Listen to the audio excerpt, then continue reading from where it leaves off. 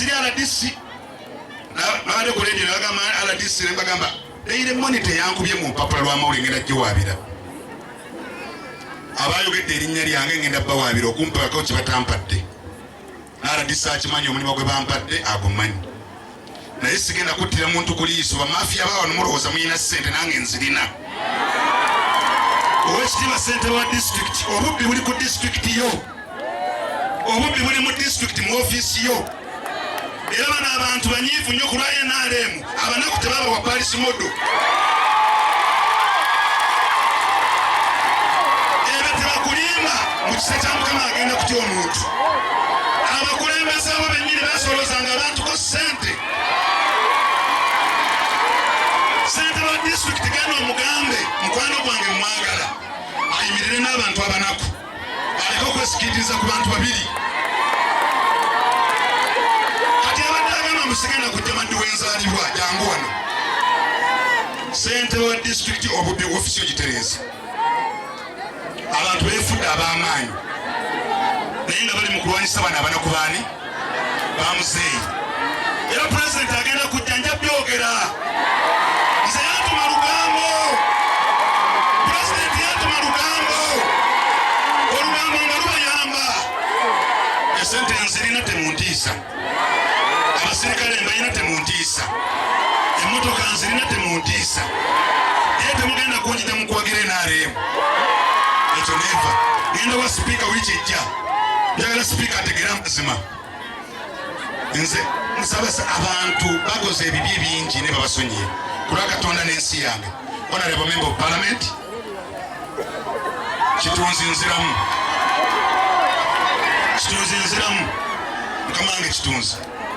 mukama wange kitunzi nziramu leero nkyogeredde mu maaso go kola ekisoboka kyokka nga Ivan Kizito ali vice chairman MP tugende Mmengo twetonde bw'otakikola obukulembeze ojja kuba bukusasi ndirwedde bw'onookikola ojja kuba oyambye beene ngenda kubuulira beene ebigambo n'abampa ssente nga nkoze ekyo nga bali Mmengo nze saagala kutiisibwatiisibwa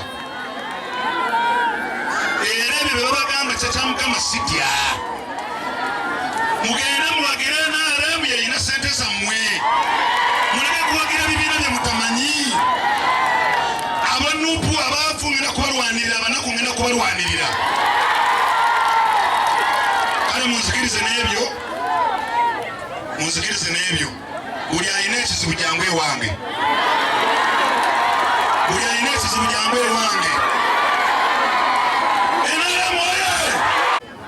naye nze tebannannonda ku RDC abantu bantya kwogera maki bagamba kajja naye ekyamazima kiri nti esiri RDC naye amaanyi nga kolaki gayina ne ssentebe w'abavubuka ba Gomba disitulikiti njagala kwogera ku nsonga z'abavubuka zokka abakulembeze abavubuka nze abatwala abanna n'abavubuka era njagala kubeebaza omulimu gwe bampadde si gwa RDC wadde abantu badde banoonya byama omulimu gwe bampadde kulwanyisa nguzi na lugambo ebyensobola eba balimba bamwadde oba RDC badayivaatinga nayogera ku bantu ababba ssente za Paris Modo abakulembeze ne bankyawa naye nze ndi n'obulaisa nayogera ku bantu abazimbisa ssente za gavumenti olwaliro kabajjuutuka abakozi ba gavumenti ebimbadde muswa za gavumenti musayi ne bamuvuma nasse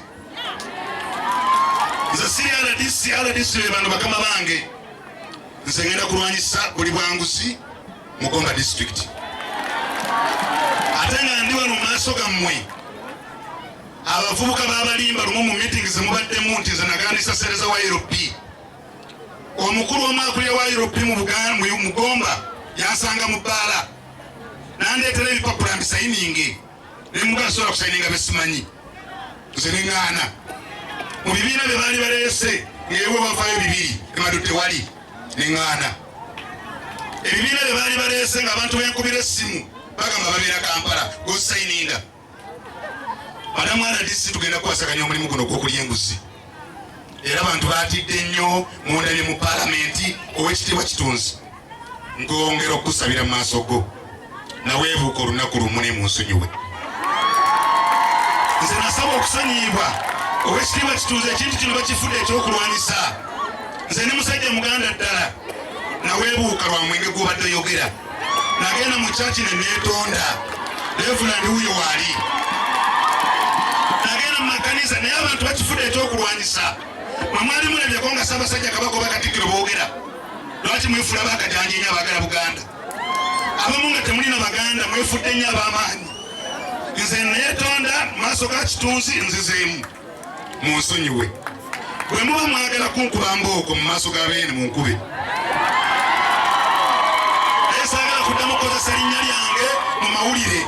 Nalabye omugwagwa asinga okubba ettaka mu Buganda ye Ssekikubo ali ku linnya lyange alikozesa kubanga akozesa Mengo. Mengo si ye byekola. Nze muleke kuntiisatiisa manye wakola kino nakikola kyaggwa neetonda ate ansonyiwa nkube embooko. Ebyo mbikooye. Ssaabasajja Kabaka yansonyiwa kubanga omanya yansonyiwa teyayogera. Naye abantu mukifudde ekyokulwanyisa nja kukwata ababbi. Pulezidenti yampadde amaanyi okukwata ababbi mu Gomba.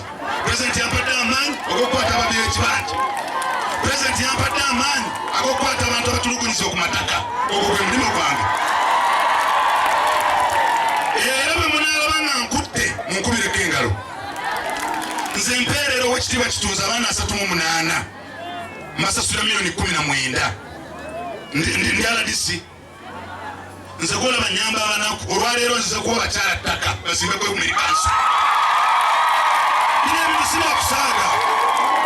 Oweekitiibwa memba wa Paalamenti ow'abakyala nkuleetedde ettaka ekyapa kibe mu maddu ozimbeko Amerikanso. Tukola abantu baffe okwogera. Agamaanyi ga kisa kya Mukama ge batya. Abantu bakodo. Ne mu bifo bye balimu bakodo. Naye nze ssente nzigabye. Ate nkyakola ki? Nina abaana 38. N'akagaba ebyapa 16 nga nnyamba abakyala abanaku. Abamu we baba wano, Shakira aliwa. Abamu we bali wano. Mukimanyi. So muleke okozesa erinnya lya kisa kya Mukama okulwana entalo ezammwe. Entalo za Buganda n'ekisa kya Mukama muzirekere Buganda. Ebyo bikomaawo. Oweekitiibwa Nayo Member of Parliament.